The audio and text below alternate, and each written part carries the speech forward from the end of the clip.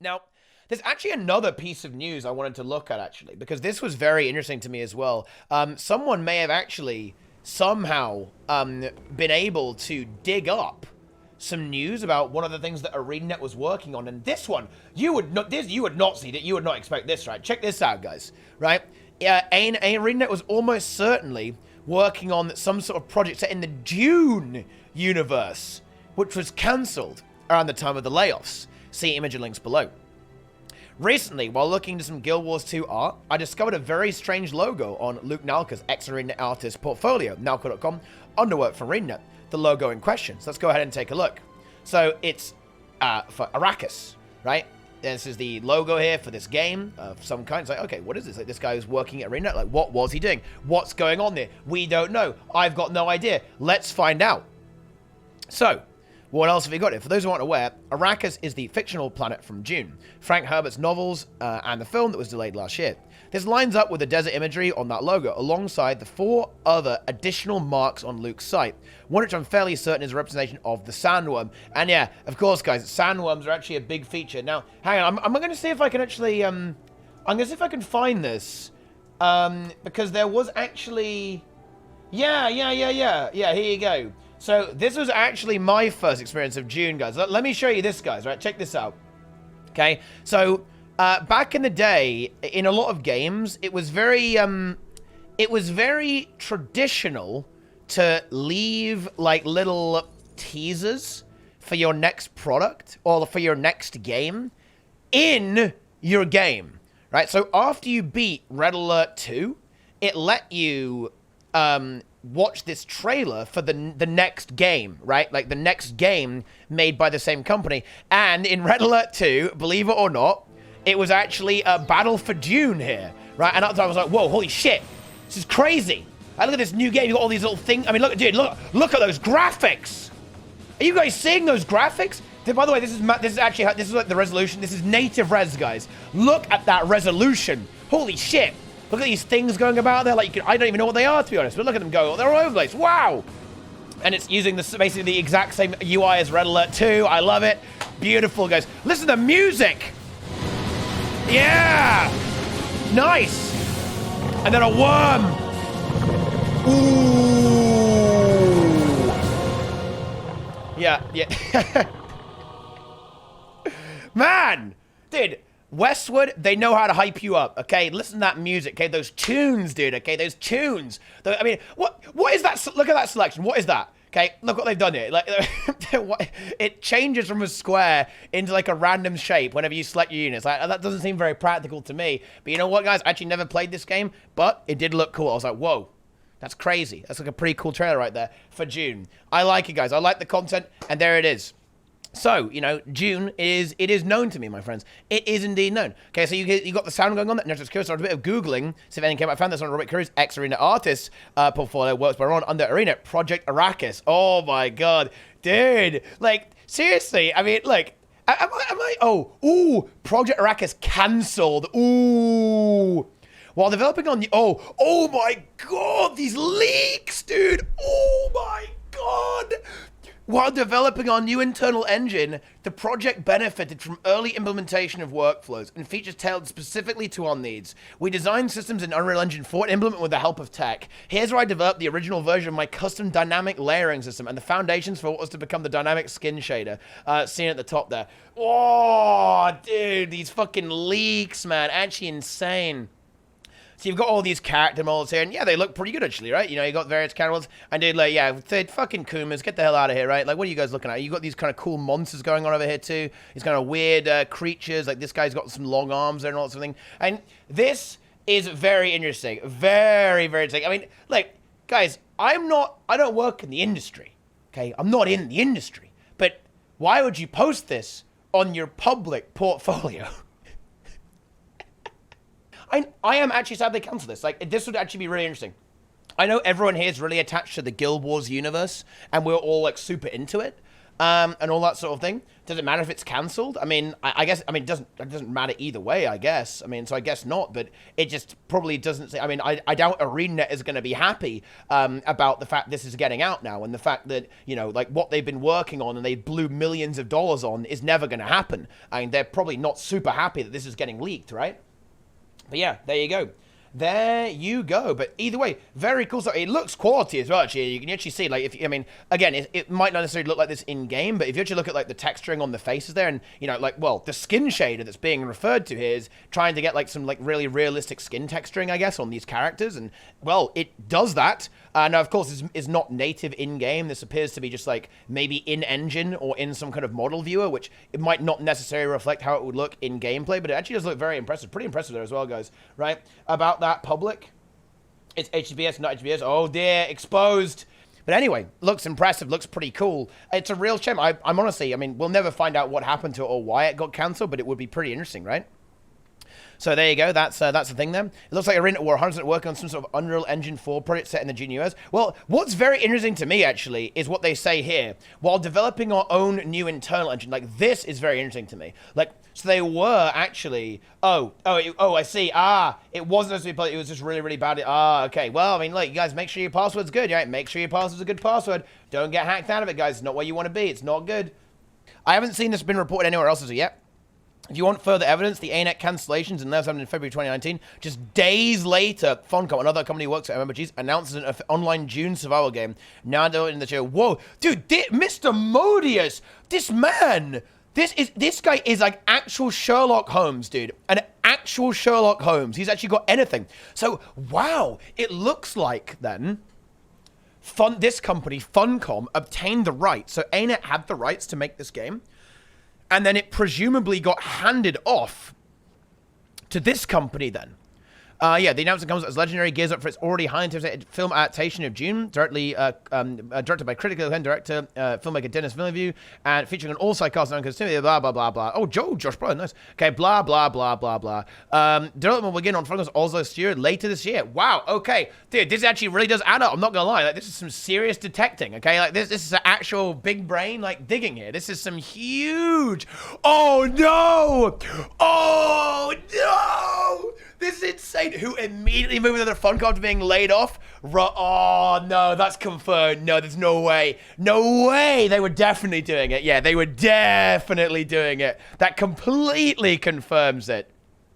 Because the guy who was at ArenaNet, ex-ArenaNet, working on Project Arrakis, okay, then moves to Funcom after being laid off. Yeah, okay, right. Shut it down. Shut it down. It's over. It's over. There's no doubt, no question anymore. Purely yeah, I mean, yeah, of course, he's putting that, like, for disclaimer purposes, right? What I think might have happened is that entities have cancelled this Dune project along with others, laying off some people involved, then potentially the owners of the Dune IP scramble to find another company, Funcom, take it was. Yes, that's exactly what happened here. And Rod Curry moves over with the project from ArenaNet to Funcom. Additionally, back on Luke Nalka's portfolio, there's also some other logos too. Artifact, Canoe, and Generation. Could these also be ArenaNet's product? Oh, dude, actually hook me up. Let's go. Wait, is this might have been locked down. Oh, it hasn't been locked down. Nice. All right, what have we got here then? So we have, ooh, yeah, we do have some other things here actually. So we actually do have some other logos. Ooh, that's kind of pretty actually. Dude, that's a nice t-shirt. Okay, so we have Canoe. Ooh. Obviously, it's hard to tell what exactly a game might be just from the logo, but it's entirely possible, actually. Oh, humanity on impact on the planet was a strong theme for this mark, so I decided to go back to my roots as a human and smash some charcoal.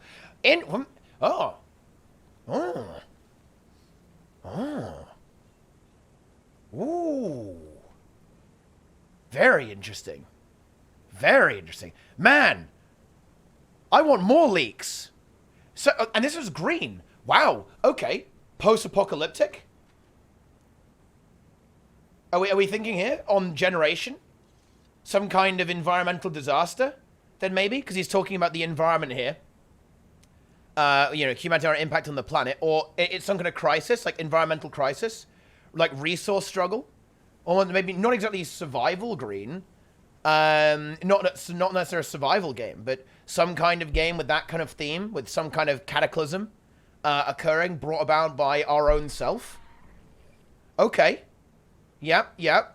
So that looks like that may have been the case. Oh, so that's very speculative, right? Ooh, actually, with the human looking up towards space, like this guy, like looking up into space, you've got the sky going on there with Project Generation.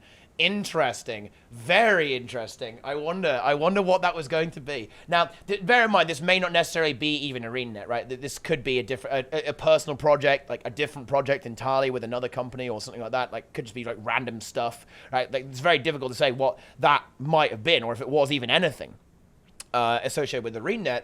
But that is very, very interesting, my friends. Yeah, it's very pretty. I mean, this is one thing that ArenaNet have unbelievably talented artists, right? Like, no question about that. Like, you can critique ArenaNet on a lot of things, but their art style, their art direction, environment design is absolutely stellar. It's some of the best you'll ever find in any company, right? Their design on their environments and their art style is fantastic. They have some awesome artists at their company, 100%. Yeah, it is super cool, right? Yeah, it does make me think. It really does make me think, like, would we have wanted these games to come out, right? Would we have wanted these games to come out? Maybe, actually.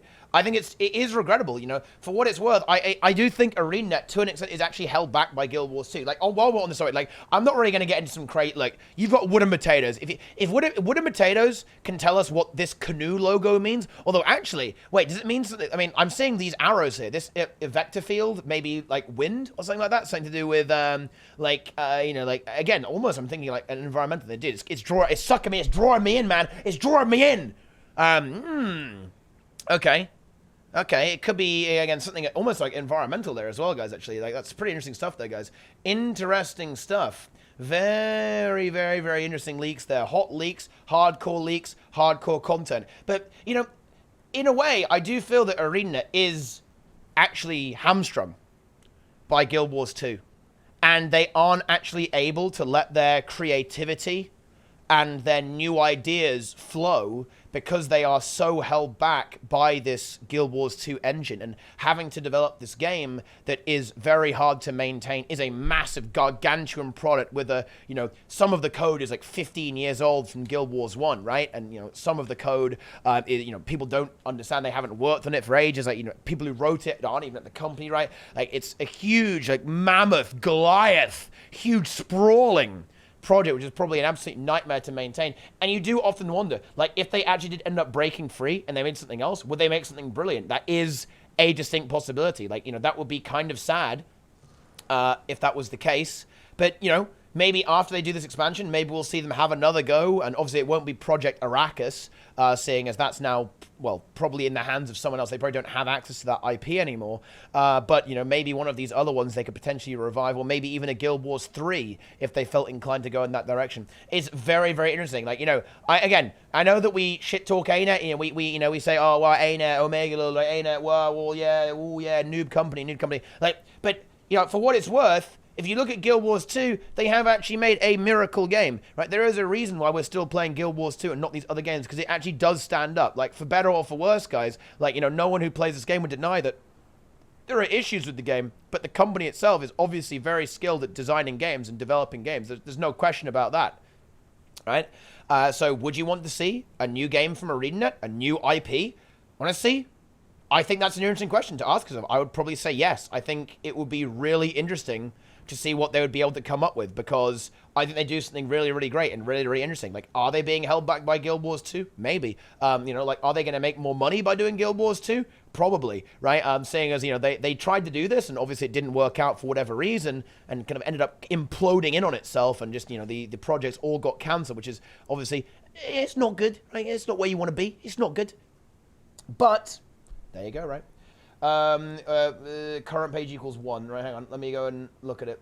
I am going to enable this link. Boom. Oh, that's just the next page. Oh, and then you have, oh, whoa! Ooh!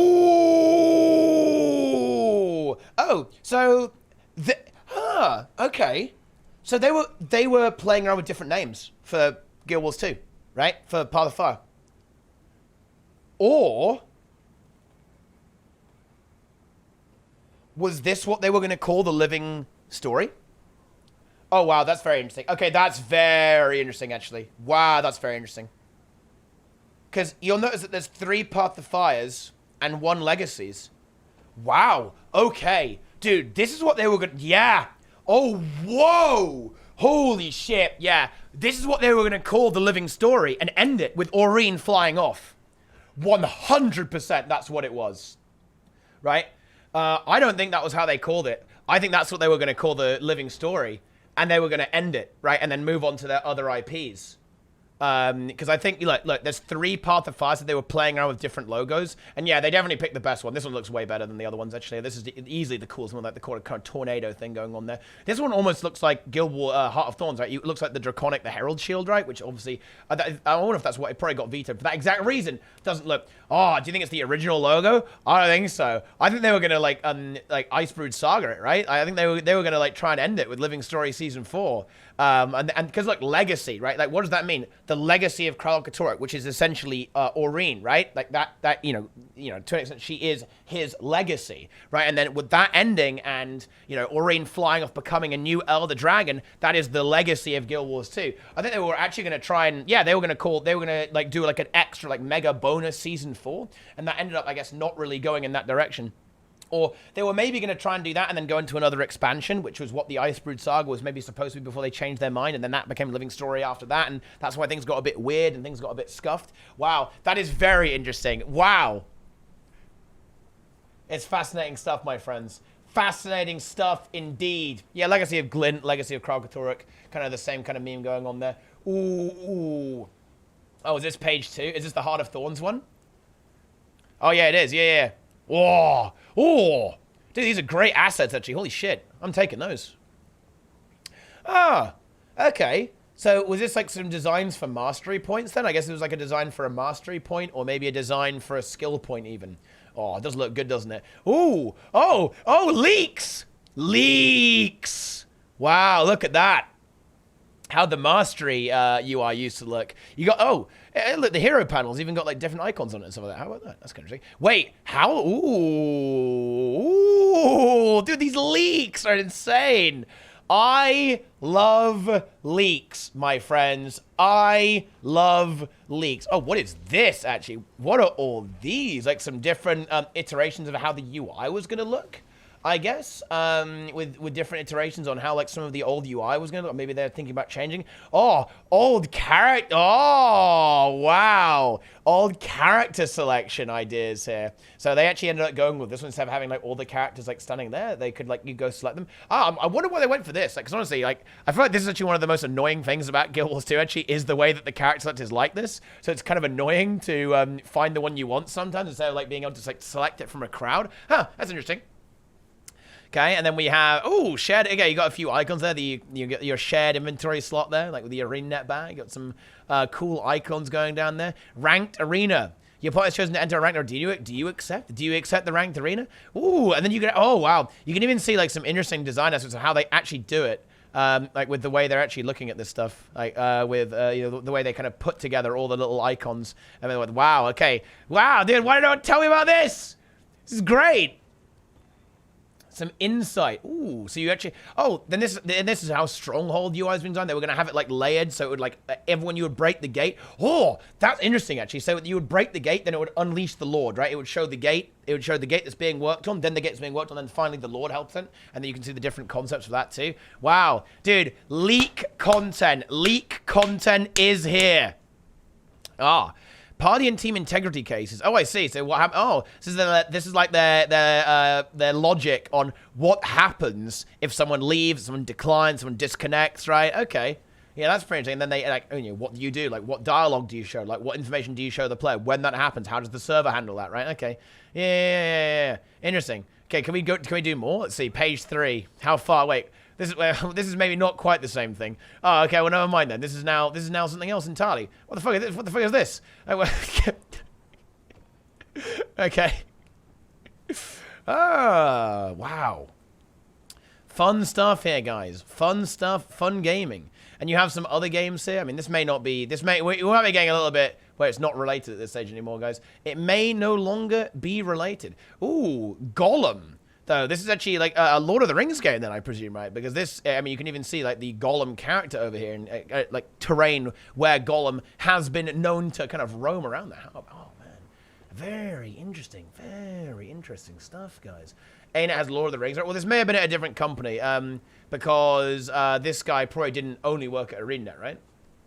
Yeah, exactly. Yeah, there's 3 ArenaNet sections: Arrakis, HOT, and Path of Fire. Yeah. So it's entirely possible he didn't work there. Oh, you can see the logo coming in there. Very nice. Oh, okay. So you can see how that's even composited, right? Like the way he composited this up there to kind of be filled in there, like the different like development stages, right? And then boom, you have the color, the textures going in there as well. Wow, absolutely fascinating. You know, this is the kind of stuff that I wish ArenaNet would actually leak. Right? You know what I mean? Like, no joke, dude. I honestly wish they would actually show this stuff. This is so interesting. Maybe this isn't interesting to the broad majority of players, but this kind of thing, the actual process, is just so interesting to me. Maybe it's because I played the game a little bit too much. But yeah, like, this stuff is so cool to actually have unveiled and actually take a look at there. Taking on the lead UI UX role for the first expansion of Guild 2 is an exciting, intense challenge. From supporting new major systems and features to doubling the content footprint to refreshing our brand, our team delivered, who I'm immensely proud of. Oh, isn't that sweet? Dude, nice. I was blessed with a talented, dedicated team. Together, we shipped a fantastic experience for our fans, highlighting a new mount system and an overhaul to the MTX storefront. What? How is that an overhaul? Right? How was that a highlight, mate? Come on, man. Come on, man. Come on, man. Well, there it is, I guess. There it is. Yeah. Wait, actually then, if it says ArenaNet here, does this actually, while I was often asked to contribute to both internal and external brand needs, which I've got a lot of fun with. So actually, wait, does that not directly imply that this actually is, these were ArenaNet projects then? Like Generation, Canoe, and whatever this is? They're all actually ArenaNet projects? How very interesting. You honestly love to see it. You actually love to see it. Oh, man. 17 more dragons. One of them is made out of charcoal, one of them is a canoe, and one of them is a needle. Okay, there you go. It's all confirmed. It is all confirmed, my friends. Mega confirmed, mega content, mega gaming. Yeah, and I don't really have much to say else. I don't really have much else to say about this, actually, other than that I really hope at some point we actually get to see another project done by ArenaNet. Well, I don't think it'll be these. These are probably all dead and buried. But I honestly hope that ArenaNet find the, they are enabled and they have the capacity to actually do this. I think I would love to see what they would create. We shall see what the future holds. I mean, look, it's another reason to hope that the expansion goes really well. If the expansion goes really well, ArenaNet makes loads of money. They can maybe try, another project again or get that going and maybe be a little bit more sensible this time about it and not run Guild Wars 2 into the ground while they're doing it. That would be nice. Please, ArenaNet. But if they do end up doing that, then they might create something really great and add something to the industry that we would love to see. And I have to say, for what it's worth, I do have confidence that they would make something pretty good and pretty interesting. These are all pretty interesting IPs, interesting designs. I mean, obviously some of them we don't really know much about or anything about. I mean, I could be completely wrong on my speculation regarding the other products there as well. But who knows, guys? Who knows, my friends? But there you go. That is actual hard leaks brought to us by Detective MrModius. Okay, wow, excellent detective work there. Very nice.